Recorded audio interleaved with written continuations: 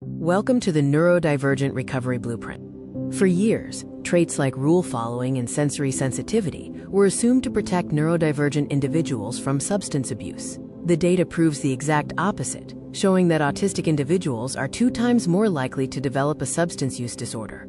And before we unpack that, let's some of the contributing factors. We need to reevaluate these so-called protective factors. Sensory sensitivity, for example, often leads to using substances as a chemical mute button for overwhelming environmental noise. Rule following might result in legal dependencies, like alcohol or food. Social isolation can lead to using alcohol as a social solvent to mask anxiety.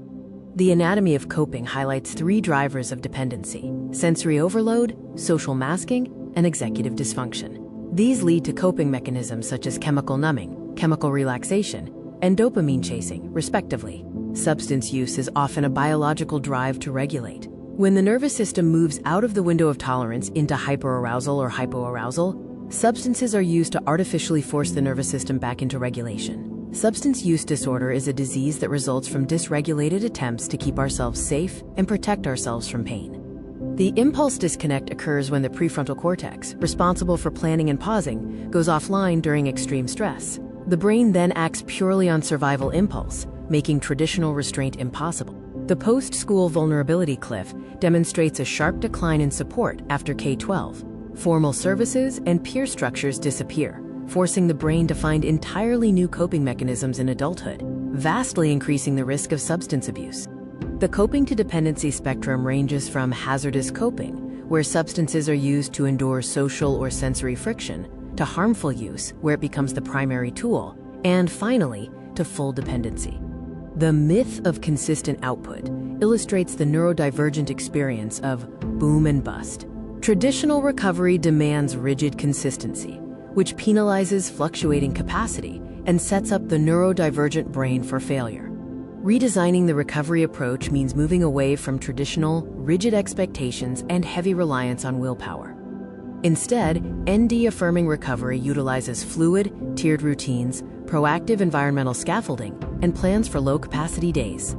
The fluctuating capacity blueprint uses a tiered system. Tier 1 is the bare minimum for survival days.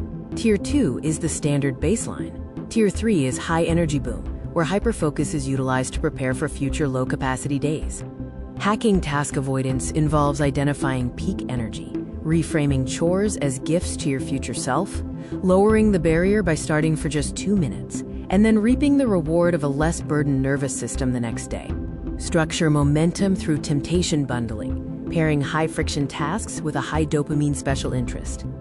Also, use gamification to introduce time constraints or playful elements to create dopamine-driven momentum. Environmental scaffolding is key. This includes acoustic control, visual calm by reducing clutter and lowering lighting, proprioceptive input like weighted blankets, and establishing sensory sanctuaries for instant downregulation.